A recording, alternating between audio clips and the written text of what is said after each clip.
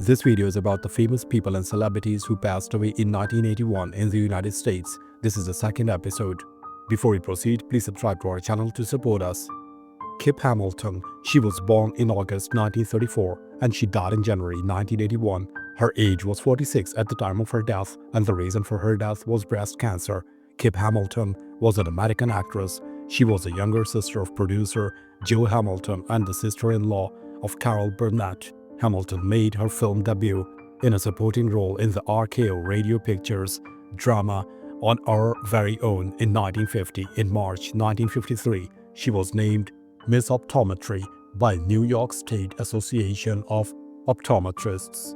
In mid-1955, Hamilton signed a 7-year contract with 20th Century Fox. Shortly after signing with Fox, Hamilton, along with 9 other up-and-coming actresses, including Anita Ekberg and Lori Nelson, was named as Depth Star of 1955. That same year, Hamilton was cast in her first major role in the drama Good Morning, Miss Dove, playing Jinsey Baker. The following year, Hamilton asked to be released from her contract with Fox. Throughout the remainder of the 1950s, Hamilton appeared in guest roles on Perry Mason, Meet McGraw, Richard Diamond, Private Detective, The Life and Legend of Wade Earp, The Texan, and 77 Sunset Strip. In 1959, Hamilton appeared in a supporting role in Never So Few. Adele Esther. She was born in September 1896 and she died in January 1981. Her age was 84 at the time of her death, and the reason for her death was stroke. Adele Esther was an American dancer, stage actress, and singer. After beginning work as a dancer and vaudeville performer at the age of 9, Esther built a successful performance career with her younger brother, Fred Astaire. The brother and sister act initially worked their way through vaudeville circuits, finally achieving a breakthrough with their first Broadway roles in 1917.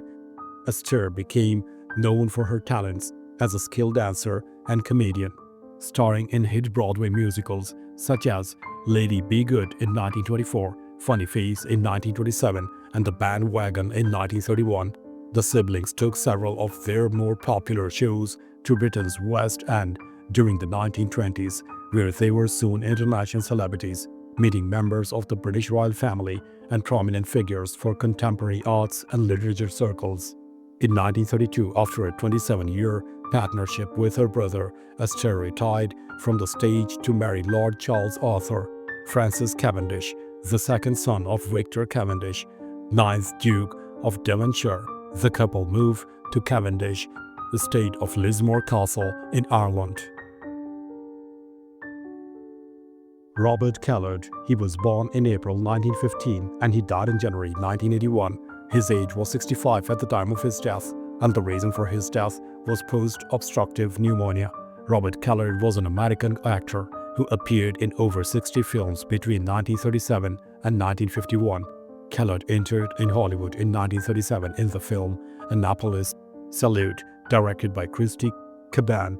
After that, he bounced back and forth from starring roles in low-budget films like Island in the Sky, Time Out for Murder, While New York Sleeps, and supporting roles in Boyfriend and Here I Am a Stranger, until he found the time to make 2 serials for Republic Pictures. Although third-billed, Kellard was ostensibly the hero on Republic's adaptation of Sax Rohmer's Drums of Fu Manchu. He followed this by playing the sidekick of Alan Rocky Lane in the Zane Grey comic strip-based King of the Royal Mounted. Kellard then starred 2 serials for Columbia Pictures, Perils of the Royal Mounted and Tax Grandeur. He enlisted in the United States Navy in 1942 and returned to Columbia in 1946, accepting supporting roles in the films Gilda and the Jolson Story. He also displayed his comedic chops in several Three Stooges comedies, such as Rhythm and Weep, They Stooge to Conga, and Squareheads of the Round Table. Bill Haley. He was born in July 1925 and he died in February 1981. His age was 55 at the time of his death, and the reason for his death was heart attack.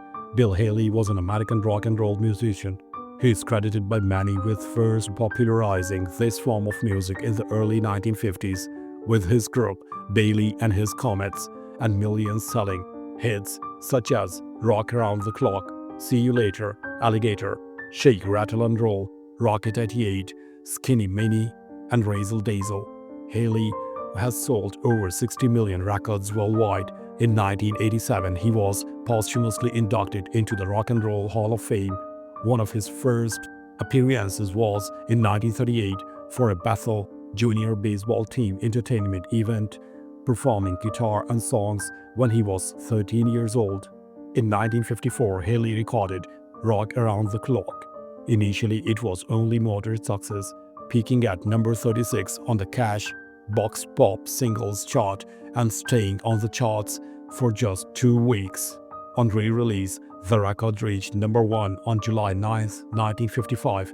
Haley had already had a working worldwide hit with Shake, Rattle and Roll, another rhythm and blues cover, in this case from Big Joe Turner, which went on to sell 1 million copies and was the first rock and roll song to enter the United Kingdom singles chart in December 1954, becoming a gold record.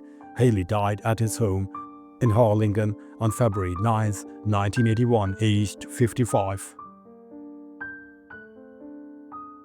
Mike Bloomfield. He was born in July 1943 and he died in February 1981.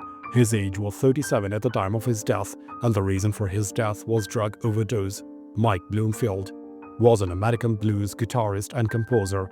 Born in Chicago, he became one of the first popular music stars of the 1960s to earn his reputation almost entirely on his instrumental prose, as he rarely sang before 1969. Respected for his guitar playing, Bloomfield knew and played with many of Chicago's blues musicians before achieving his own fame, and was instrumental in popularizing blues music in the mid-1960s. In 1965, he played on Bob Dylan's Highway 61 Revisited, including the single Like a Rolling Stone, and performed with Dylan at that year's Newport Folk Festival. Bloomfield was ranked number 22 on Rolling Stone's list of 100 greatest guitarists of all time in 2003 and number 42 by the same magazine in 2011. He was inducted into the Blues Hall of Fame in 2012 and, as a member of the Paul Butterfield Blues Band, was inducted into Rock and Roll Hall of Fame in 2015. Bloomfield died in San Francisco on February 15, 1981. He was found seated behind the wheel of his car with all four doors locked. Ida Wallace. She was born in March 1888 and she died in February 1981. Her age was 92 at the time of her death, and the reason for her death was undisclosed. Ida Wallace was the wife of Henry A. Wallace, the 33rd Vice President of the United States. She was the Second Lady of the United States from 1941 until 1945. She was the sponsor of the battleship USS Iowa. Born in Indianola, Iowa, she was the daughter of James Lytle Brown and his wife, the former Harriet Lindsay. She attended Simpson College before transferring to study voice at Drake University. She married Henry Agard Wallace in Des Moines, Iowa on May 20, 1914.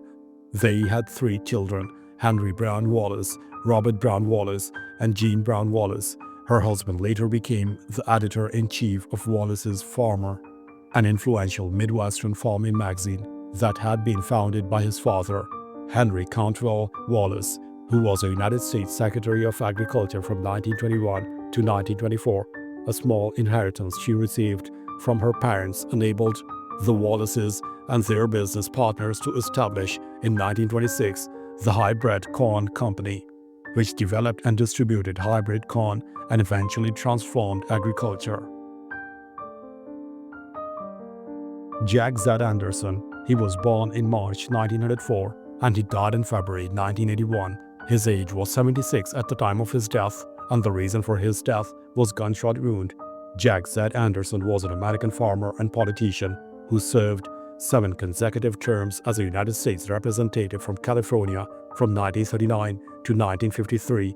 He was a strong supporter of forcing Japanese American citizens from the Pacific Coast states during the Second World War, stating in 1945, "As a member of California congressional delegation, I have consistently opposed the return of Japanese Americans to the Pacific Coast while the war against Japan in the Pacific is in progress. I was one of those who, as early as December 8, 1941, advocated the immediate removal of all persons of Japanese descent from the restricted and prohibited areas in California, Oregon, and Washington." He served as member of Board of Directors of Bank of America. He served as president of California Canning Pier Association and Pacific States Canning Pier Association, with Department of Agriculture in 1954 and 1955. Administrative assistant to President Eisenhower from December 15, 1956 to January 20, 1961. He served as a member of staff of Veterans Affairs Committee, House of Representatives, until June 30, 1962. He retired to Hollister, California, where he died of a self-inflicted gunshot wound on February 9, 1981. Thanks for watching the video. Please don't forget to subscribe to our channel. Have a nice day.